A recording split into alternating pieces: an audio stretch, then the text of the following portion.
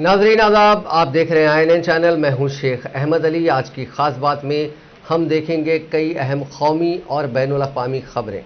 सबसे पहले बात ताउते तूफान की। अरब सागर से उठा तूफान ताउते गुजरात साहिल से टकरा गया। महकमे मौसमियात के मुताबिक इसकी लैंडफॉल का प्रोसेस शुरू हो गया है, जो अगले 3 घंटे तक जारी रहेगा। इसके असर से 4 जिलों में तेज हवा और बारिश शुरू हो गई है। नवसारी जिले के कई इलाकों में तेज बारिश हुई है। एहतियात के तौर पर कांटा संभाग के 16 गांवों में बिजली काट दी गई है। गिर सोमनाथ के ऊना में तेज हवा से करीब 200 पेड़ उखड़ गए हैं। इससे बिजली की सप्लाई पर भी असर पड़ा है। वेरावल, सोमनाथ, ऊना, कोडिनार में 80 से 130 किलोमीटर फी घंटे की रफ्तार से हवा चल रही है। उधर वजीर आला विजय रूपानी ताज़ा हालात जानने के लिए गांधीनगर के स्टेट कंट्रोल रूम पहुंचे। उन्होंने कलेक्टर्स के साथ वीडियो कॉन्फ्रेंसिंग के जरिए साहिली इलाकों समेत रियासत के दीगर हालात का जायजा लिया। तूफान के कुछ घंटों में सौराष्ट्र पहुंचने का अंदेशा है। यहां सबसे ज्यादा 10 इंच बारिश होने का अंदाजा है। 3 घंटे में ये रियासत के 5 जिलों भावनगर, अमरेली, गिर सोमनाथ, जूनागढ़ और पोरबंदर से टकराएगा।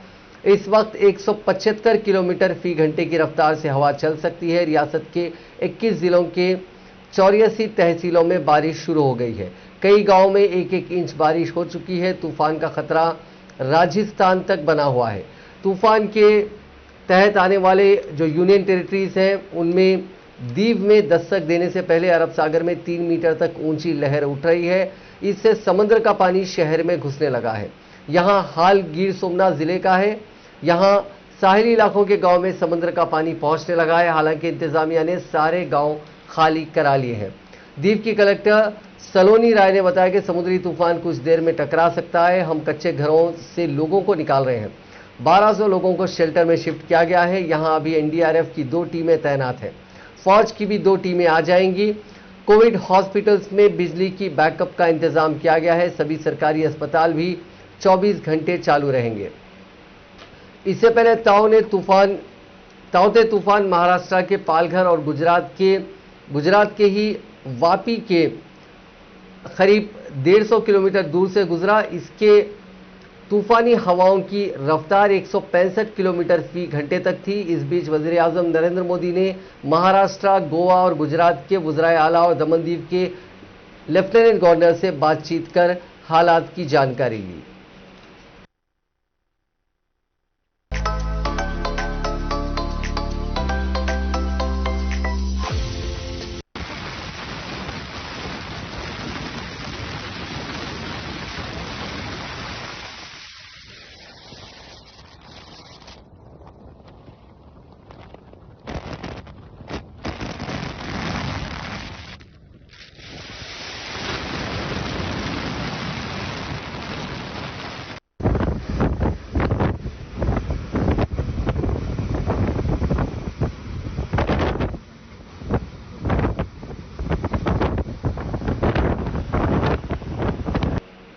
बंगाल के नारदा केस में एक बार फिर CBI ने जांच तेज कर दी है। जांच एजेंसी ने पीर के रोज कई जगह छापे मारे। इसके बाद ममता हुकूमत में वजीर फिरहाद हाकिम, सुपुत्र मुखर्जी, MLA मदन मित्रा और साबिक मेयर शोवन चैटर्जी से पूछताछ शुरू की। पूछताछ के बाद सभी को गिरफ्तार कर लिया गया। अब उन्हें कोर्ट में पेश किया गया। CBI कोर्ट से इन चारों कायदीन की कस्टडी मांगी गई है। इस कार्रवाई के दौरान एक बार फिर मरकजी वजीर और बंगाल हुकूमत के बीच तनातनी देखी गई। अपने वुज़रा से पूछताछ के दौरान ही बंगाल की वज़ीर आला ममता बनर्जी CBI के दफ्तर पहुंची। उन्होंने CBI से कहा कि आप मुझे भी गिरफ्तार करिए, सिर्फ TMC कायदीन पर ही कार्रवाई क्यों हो रही है? BJP में गए मुकुल राय और शुभेंद्र अधिकारी पर कोई एक्शन क्यों नहीं लिया जा रहा है? उनके वकील ने भी कहा कि बिना नोटिस के वुज़रा और MLAs को अरेस्ट नहीं किया जा सकता। ममता के CBI दफ्तर जाने के बाद तृणमूल वर्कर्स भी वहां जमा हो गए और पथराव किया। इसके बाद पुलिस को हल्का ताकत का इस्तेमाल करना पड़ा। बंगाल में कई जगहों पर CRPF जवानों, CBI पर्सनल्स और BJP वर्कर्स पर भी हमलों की खबरें हैं। इसके बाद बंगाल BJP सदर दिलीप घोष ने रियासत में फैल रहे तशद्दुद को लेकर ममता बनर्जी के खिलाफ FIR दर्ज कराई। इसकी कॉपी गवर्नर जगदीप धनखड़ को भी भेजी गई। गवर्नर जगदीप धनखड़ ने कहा कि टीवी चैनलों के जरिए पता चला कि कलकत्ता में CBI दफ्तर पर तृणमूल के हामियों ने पथराव किया। इसके बावजूद कलकत्ता पुलिस और बंगाल पुलिस खामोश तमाशाई बनी हुई है, जो शर्मनाक है। उनसे कहना चाहता हूं कि कानून के हिसाब से काम करें। बंगाल में हालात हर मिनट बदतर होते जा रहे हैं। ममता हुकूमत कॉन्स्टिट्यूशन के मुताबिक काम करे और लॉ एंड ऑर्डर बनाए रखने के लिए हर मुमकिन कदम उठाए। इससे पहले सीबीआई की टीम पीर के रोज सुबह ही फिरहाद हाकिम के घर पहुंची थी। थोड़ी देर की तलाशी के बाद सीबीआई उन्हें अपने साथ ले जाने लगी। इस दौरान उन्होंने कहा कि मुझे नारदा घोटाले में गिरफ्तार किया जा रहा है। इसके बाद सीबीआई सुपुत्र मुखर्जी और मदन मित्रों को भी लेकर सीबीआई दफ्तर पहुंची। इसके अलावा साबिक बीजेपी कायद सोवन चैटर्जी के घर पर भी छापेमारी की गई। सोवन ने इंतखाबात से पहले तृणमूल छोड़कर बीजेपी ज्वाइन की थी। हालांकि असेंबली इंतखाबात में टिकट न मिलने के बाद उन्होंने बीजेपी भी छोड़ दी थी। हाल ही में सीबीआई ने वेस्ट बंगाल के गवर्नर जगदीप धनखड़ से नारद स्टिंग मामले में इन चारों के खिलाफ मुकदमा चलाने की इजाजत मांगी थी।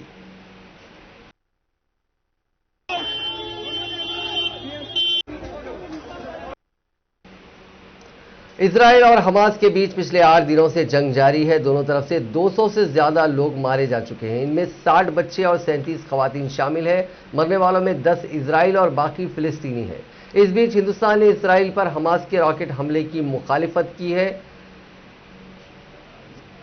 पीर की सुबह इजरायली डिफेंस फोर्स ने गाजा पट्टी पर एयर स्ट्राइक की। आईडीएफ का दावा है कि इस हमले में हमास की 15 किलोमीटर लंबी सुरंग तबाह हो गई और 9 कमांडर भी मारे गए हैं। पीर की सुबह तक हमास इजराइल के शहरों पर 3150 रॉकेट दाग चुका है। इसके बदले में आईडीएफ फिलिस्तीन के कब्जे वाले गाजा में 1180 एयर स्ट्राइक कर चुकी है। टाइम्स ऑफ इजराइल के मुताबिक हमास के 460 रॉकेट मिसफायर होकर गाजा पर ही गिर गए। 90% को इसराइल के आयरन डोम ने हवा में ही खत्म कर दिया। इसराइली वज़ीर आज़म बेंजामिन नेतन्याहू ने कहा कि यह सब इतनी जल्दी खत्म नहीं होने वाला है। एक हफ्ते के अंदर तीसरी बार इतवार के रोज अमेरिका ने यूनाइटेड नेशंस सिक्योरिटी काउंसिल को जॉइंट स्टेटमेंट देने से रोक दिया। यूएन इसराइल को फौरी सीजफायर करने का इंतबाह देने वाला था। यह इजलास नॉर्वे, तुनीशिया और चीन की तरफ से बुलाया गया था। इजलास में जब जॉइंट स्टेटमेंट जारी करने की बात रखी गई तो अमेरिका के रिप्रेजेंटेटिव ने कोई रिएक्शन नहीं दिया। इस पर सफाई देते हुए यूएन में अमेरिकी एम्बेसडर लिंडा थॉमस ने कहा कि हम दोनों पहलुओं से बातचीत कर मुद्दे को सुलझाने की कोशिश कर रहे हैं। चीन के वजीर खारजा वांग यी ने अमेरिका पर इजराइल का साथ देने का इल्जाम लगाया। वहीं कतर के वजीर खारजा मोहम्मद बिन अब्दुल रहमान अल थानी ने इतवार के रोज अमेरिका के डिफेंस मिनिस्टर एंटनी ब्लिंकन से बातचीत की। अल थानी ने ब्लिंकन से कहा कि इस मुद्दे को सुलझाने के लिए इंटरनेशनल कम्युनिटी को आगे आना चाहिए। इसराइल के हमले में मासूम फिलिस्तीनी मारे जा रहे हैं।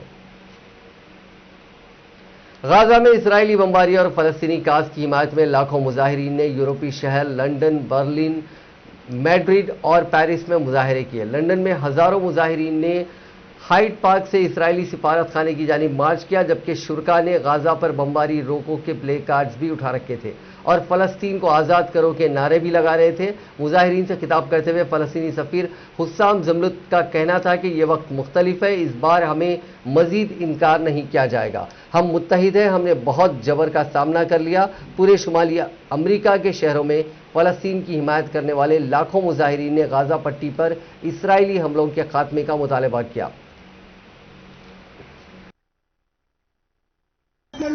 One last thing, we will stay on our land, we will be buried beneath our land, we will never waver, we will remain steadfast, firm in our faith, firm in the justice of our God.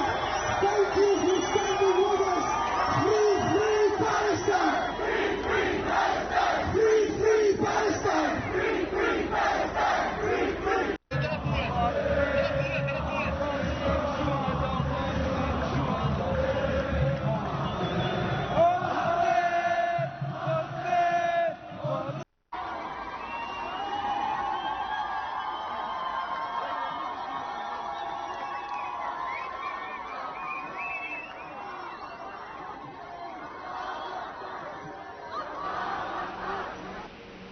Hindustan ने Israel और फलस्तीनियों के माबीन कशीदगी कम करने के लिए वक्त की ज़रूरत का हवाला देते हुए दोनों फरीकों को इंतहाई तहम्मुल का मुजाहरा करने की अपील की। हिंदुस्तान ने दोनों मुल्कों पर भी जोर दिया कि वो बढ़ती हुई कशीदगी की कार्रवाइयों से बाज रहें और मौजूदा जमूत को एकतरफा तौर पर तब्दील करने की कोशिशों से बाज रहें। अक़वाम मुत्तहिदा में हिंदुस्तान के मुस्तकिल नुमाइंदे टीएस त्रिमूर्ति ने मगरबी एशिया के बारे में खुली बहस में कहा कि दोनों फरीकों के दरमियान कशीदगी को कम करना वक्त की ज़रूरत है ताकि किसी भी तबाही की तरफ बढ़ने और किसी भी गिरावट को रोका जा सके। उन्होंने कहा कि गाजा से बिला इश्तियाल रॉकेट फायर करने से इसराइल में शहरी आबादी को निशाना बनाया गया, जिसकी हिंदुस्तान मजम्मत करता है। इसी दौरान गाजा में होने वाले जवाबी हमले करने में भी ज़बरदस्त तकलीफ का सामना है और इसके नतीजे में खवातीन और बच्चों समेत मुतअद्दिद अफराद की हलाकत हुई है। सफ़ीर ने कहा कि हिंदुस्तान ने तशद्दुद, इश्तियाल अंगेज़ी और तबाही की तमाम कार्रवाइयों की मजम्मत की है। उन्होंने कहा कि इस रॉकेट फायर से हिंदुस्तान इजराइल में मुकीम अपने एक शहरी को भी खो चुका है। To spiral out of control. The events of the last several days have resulted in a sharp deterioration of the security situation. The indiscriminate rocket firings from Gaza, targeting the civilian population in Israel, which we condemn, and the retaliatory strikes into Gaza have caused immense suffering and resulted in deaths, including women and children. India has also lost one of her nationals living in Israel in this rocket fire, a caregiver in Ashkelon. We deeply mourn her demise, along with all other civilians who have lost their lives in the current cycle of violence. Israeli वज़ीर आज़म Benjamin Netanyahu ने एक tweet में Israel की हिमायत करने वाले 25 ममालिक का शुक्रिया अदा किया, मगर इसमें इंडिया का नाम शामिल नहीं था। मगर इंडिया की हुक्मरान जमात बीजेपी के रहनुमा और दाएं बाजू के नज़रियात के हामिल अफराद मुसलसिल इसराइल की पीठ थपथपा रहे हैं और सोशल मीडिया पर इसके इक़दामात का दिफा करते नजर आ रहे हैं। नेतन्याहू ने अपनी ट्वीट में 25 ममालिक के परचम लगाए, जिसमें America, Albania, Australia, Austria, Brazil, Canada, Colombia, खब्रस, जॉर्जिया, जर्मनी, हंगरी, इटली और यूक्रेन शामिल है। उन्होंने लिखा कि आप सबका शुक्रिया कि आपने हमारे हक़ दिफा की हिमायत की और इसराइल के साथ कदम मिलाकर खड़े हुए। डीआरडीओ की एंटी कोरोना ड्रग 2DG को पीर के रोज इमरजेंसी यूज के लिए रिलीज कर दिया गया। अब इन्हें मरीजों को दिया जा सकता है। इस दौरान वजीर दिफा राजनाथ सिंह और वजीर सेहत डॉक्टर हर्षवर्धन मौजूद रहे। ये दवा एक पाउडर की शक्ल में है। इस दवा को सबसे पहले दिल्ली के डीआरडीओ कोविड हॉस्पिटल में भर्ती मरीजों को दिया जाएगा। एंटी कोविड दवा पर डीआरडीओ सरबराह जी सतीश रेड्डी ने बताया कि अभी हफ्ते में 10,000 के आसपास इसका प्रोडक्शन होगा। आज एम्स, AFMS और डीआरडीओ हॉस्पिटल्स में दिया जा रहा है। बाकी रियासतों को अगले मरहले में ये दवा दी जाएगी। अभी थोड़ी देरी है। जून के पहले हफ्ते से सभी जगहों पर 2DG दवा मुहैया होगी।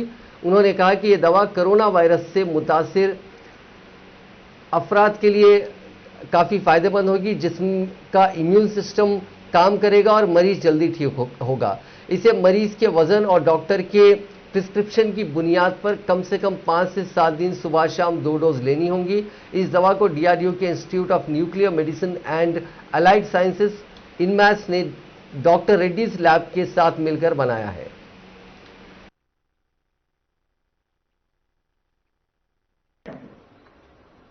लेकिन हमको निश्चिंत होने की जरूरत नहीं है। न हम निश्चिंत होंगे और न हम थकेंगे और न किसी रूप में हम हारेंगे। हम कोविड पर विजय प्राप्त करेंगे। इस संकल्प के साथ हम सबको आगे बढ़ते रहने की आवश्यकता है।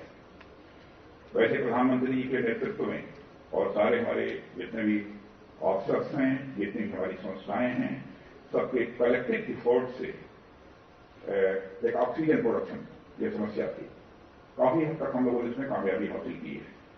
ऑक्सीजन सप्लाई उसको भी काफी हद तक हम लोगों ने रेगुलाइज कर लिया है और ऑक्सीजन की प्रॉब्लम भी कहीं पर नहीं आ रही है।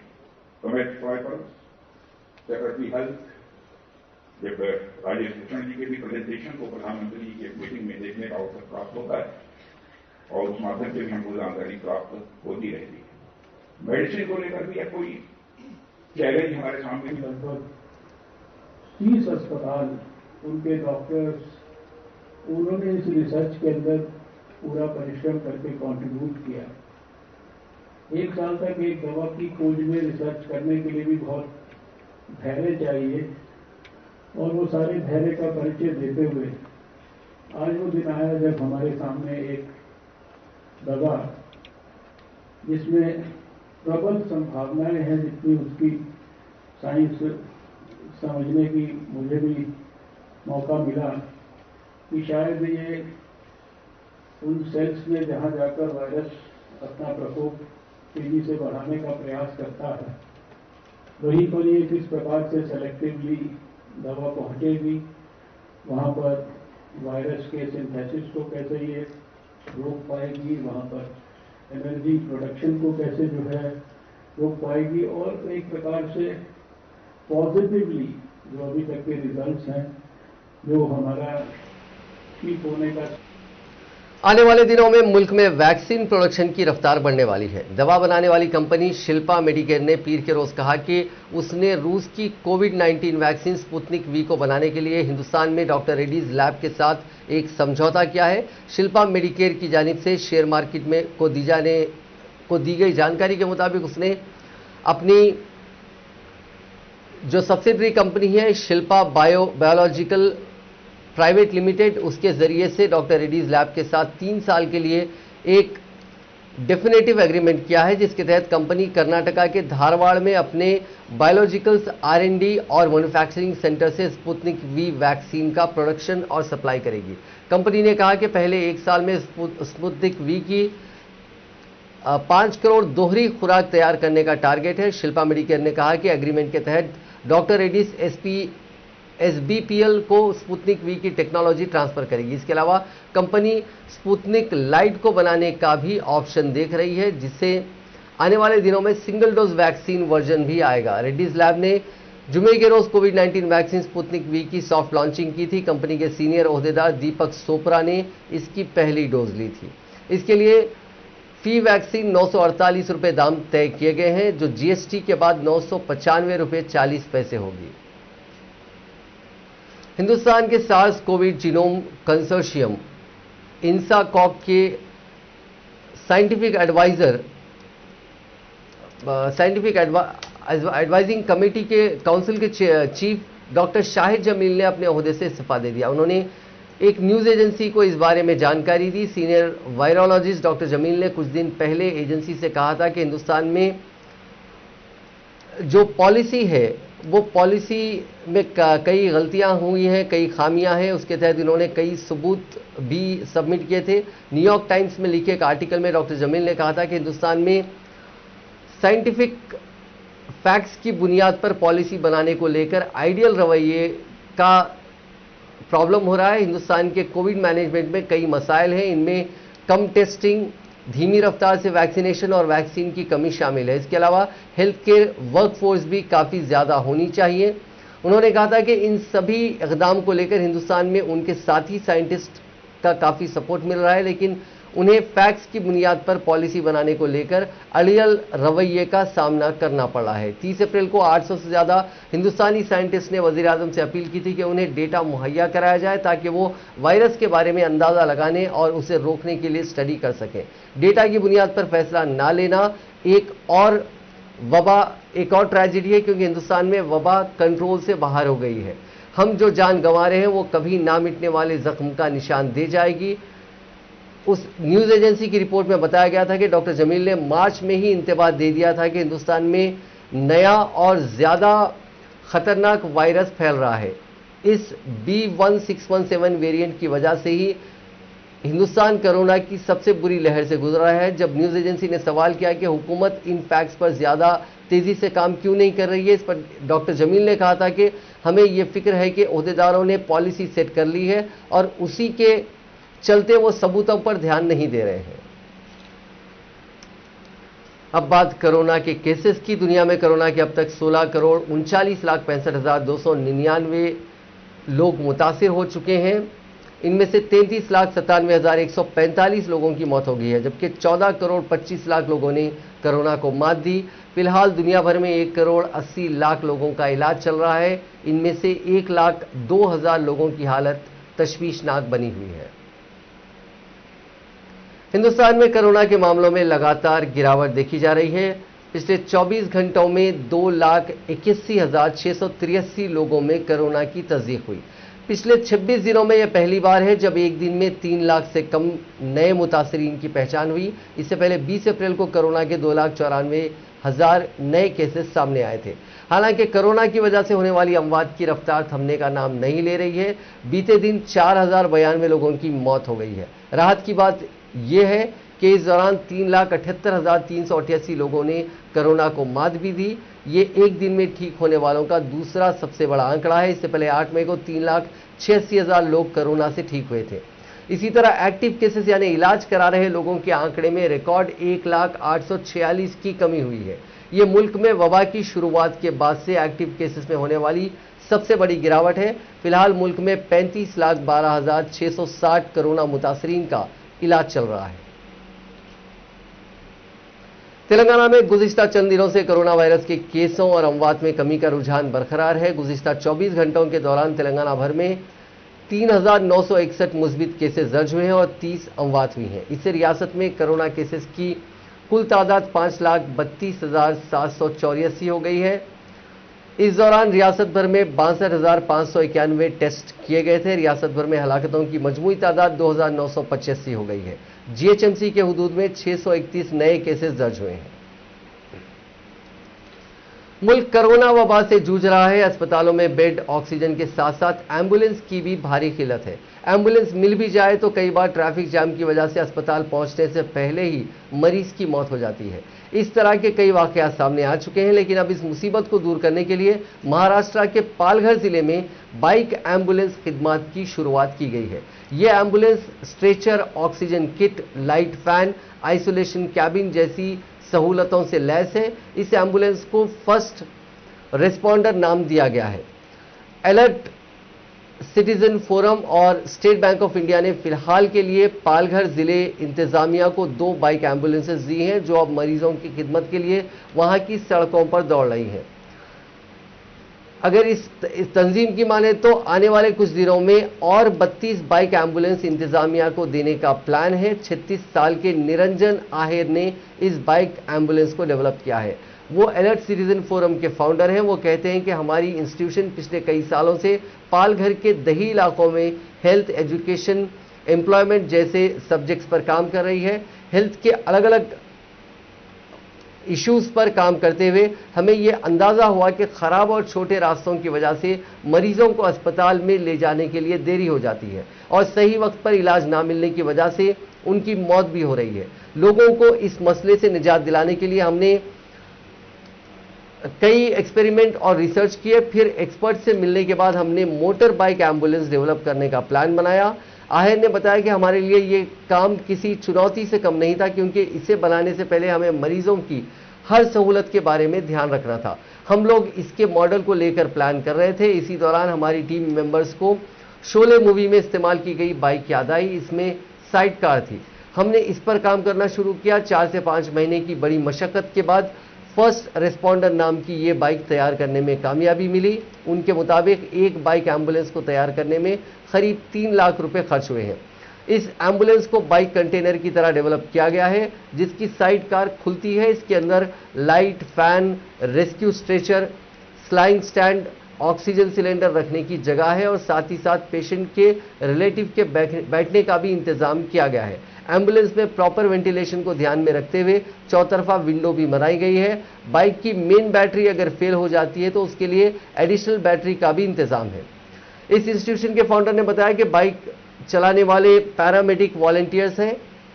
इमरजेंसी की हालत में मरीज को कैसे हैंडल किया जाए, उन्हें छोटी छोटी चीजों की ट्रेनिंग भी दी गई है।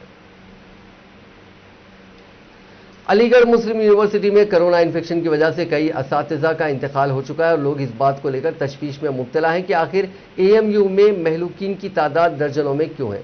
लोगों के जहन में सवाल भी गश्त कर रहा है कि क्या एएमयू के टीचर्स को मुनासिब इलाज मुहैया नहीं किया जा रहा है। इस सिलसिले में एक रिपोर्ट वज़ीर आज़म नरेंद्र मोदी के पास भी पहुंची, जिस पर उन्होंने जांच की कार्रवाई शुरू की। इस ताल्लुक से जो तहकीकाती रिपोर्ट सामने आई है उसमें इंकशाफ हुआ है कि एएमयू कोरोना से हलाक होने वाले टीचर्स की तादाद को बढ़ा चढ़ाकर पेश किया जा रहा है। दरअसल वज़ीर-ए-आज़म मोदी ने ज़ाती दिलचस्पी लेते हुए एएमयू के वाइस चांसलर से बात की और सही सूरत हाल का जायजा लेने के लिए फौरन ही रियासत के वज़ीर आला योगी आदित्यनाथ को भेजा ताकि वो कैंपस में इस वायरस के फैलाव को रोकने के लिए तमाम जरूरी इकदाम कर सकें। कोरोना के इलाज के लिए बनाए गए सेंटर का मुआयना कर सकें, मजबूत कमांड एंड कंट्रोल सेंटर और कोरोना मरीजों के लिए जो सहूलत है उसकी मॉनिटरिंग कर सकें। वज़ीर आला ने कोरोना मुस्बित मरीजों को हासिल मौजूदा सहूलत का खुद से जायजा लिया और उसकी जांच की। इसके अलावा वज़ीर आला योगी आदित्यनाथ ने वाइस चांसलर और बाकी मेंबर्स से भी मुलाकात की और सही सूरत हाल जानने की कोशिश की। जांच रिपोर्ट से पता चला कि वज़ीर-ए-आज़म मोदी को जो रिपोर्ट मिली थी वो मुबालिगा आमेज और गुमराहकुन थी। वाइस चांसलर ने वज़ीर-ए-आज़म को हकीकी तस्वीर से आगाह किया। उन्होंने बताया कि तहकीकात से मालूम हुआ कि अमवात की अखबारी इत्तलात में तवील अरसे से रिटायर्ड प्रोफेसर्स के नाम शामिल थे जो अलीगढ़ में नहीं रहते थे। वो ज्यादातर दिल के दौरे और फालिज के बायस फौत हुए। सिर्फ 16 की मौत की तस्दीक कोविड से हुई है। उनमें से 9 Jawaharlal Nehru medical college hospital AMU में इंतकाल कर गए, 3 शहर के निजी अस्पतालों में और 4 शहर के बाहर फौत हुए। इस जांच रिपोर्ट के बाद वज़ीर-ए-आज़म ने इत्मीनान की सांस ली। सुप्रीम कोर्ट में एक अर्जी दायर करके दिल्ली पुलिस के जरिए उन तमाम लोगों के खिलाफ दायर एफआईआर को मंसूख करने की दरखास्त की गई है जिन्होंने वज़ीर-ए-आज़म नरेंद्र मोदी पर की नुक्ताचीनी करने वाले पोस्टर लगाए थे। अर्जी में पुलिस को यह हिदायत देने की दरखास्त भी की गई कि वो वैक्सीन की अदम दस्तियाबी पर सवाल उठाने वाले पोस्टरों या इश्तिहारों पर एफआईआर दर्ज ना करे या कोई कार्रवाई ना करे। दरखास्त गुजार प्रदीप कुमार यादव ने इजहार राय की आज़ादी का हवाला देते हुए कहा कि मोदी हुकूमत की टीकाकारी पॉलिसी पर सवाल उठाने वाले पोस्टरों के खिलाफ कार्रवाई करना गैर मुंसिफाना होगा और दिल्ली पुलिस को ऐसी किसी कार्रवाई से बाज रखा जाना चाहिए। प्रदीप यादव ने पुलिस को तमाम एफआईआर के रिकॉर्डों को अदालत उज़्मा के सामने पेश करने की हिदायत देने की भी दरखास्त की। दरखास्त गुजार का कहना है कि अदालत उज़्मा पहले ही कह चुकी है कि आज़ादी इजहार राय से इनकार नहीं किया जा सकता। ऐसी सूरत में अगर कोई वैक्सीनेशन पॉलिसी पर सवाल उठाता है तो उस पर इस तरह कार्रवाई नहीं की जानी चाहिए। दिल्ली हाईकोर्ट ने पीर के रोज मेडिकल माफिया और पॉलिटिशियन नेक्सस मामले में सुनवाई की। इस दौरान उन्होंने कोरोना वबा के बीच कायदीन की तरफ से दवाओं की जमाखोरी मामले पर सख्त रिमार्क्स करते हुए अपनी नाराजगी जताई। हाईकोर्ट ने कड़ा रुख अपनाते हुए कहा कि सियासी कायदीन को दवाओं का स्टॉक करने का कोई इख्तियार नहीं है, वो इसे डायरेक्टर जनरल हेल्थ के पास जमा कराएं, इससे जरूरतमंद लोगों को दवाई मिल सकेगी। कोर्ट ने कहा कि हम कायदीन को इस वबा में सेलिब्रेशन करने की इजाजत नहीं दे सकते हैं। कायदीन ने वबा को गुडविल का जरिया बना लिया है। कोर्ट ने बीजेपी एमपी गौतम गंभीर को लेकर भी सवाल पूछा कि कैसे केमिस्ट के जरिए उन्हें दवा का स्टॉक मिला। अगर उनका इरादा पब्लिक का फायदा था तो उन्हें इसे डीजीएससी में देना चाहिए था, वो उसे जरूरतमंद लोगों में बांट देंगे। दरअसल बीजेपी के गौतम गंभीर, हरीश खुराना और कांग्रेस के श्रीनिवास बीवी समेत कई कायदीन लोगों की मदद करने में लगे हुए हैं। उन पर लगातार दवा के स्टॉक को लेकर सवाल उठ रहे हैं। इस पर दिल्ली पुलिस ने अपनी शुरुआती रिपोर्ट में क्लीन चिट दे दी थी। अब हाईकोर्ट ने इस पर पुलिस को रिपोर्ट दाखिल करने के अहकाम दिए हैं। साथ ही इस मामले में ड्रग्स कंट्रोलर ऑफ इंडिया को भी नोटिस जारी किया है। उन्हें भी इस मामले में पार्टी बनाया गया है। 24 मई को इस मामले पर फिर सुनवाई की जाएगी। सऊदी अरब के पासपोर्ट डायरेक्टरेट जनरल ने कहा है कि ममलिकत बैनुल अक़वामी सफर के लिए तैयार है और इस हवाले से पासपोर्ट डायरेक्टरेट और सिविल एविएशन अथॉरिटी समेत तमाम मुताल्लिका इदारों के लिए तैयारियां मुकम्मल कर ली गई हैं। एक बयान में पासपोर्ट डायरेक्टरेट का कहना है कि सऊदी अरब के बर्री, बहरी और फिजाई रूट्स के लिए मुसाफिरों की आमद और रफ्त की खातिर तमाम इंतजामात मुकम्मल कर लिए गए हैं। ममलिकत में आज यानी पीर के रोज को मकामी वक्त के मुताबिक एक दिन के 1 बजे से बैनुल अक़वामी सफर मरहलावार अंदाज से शुरू हो गया है।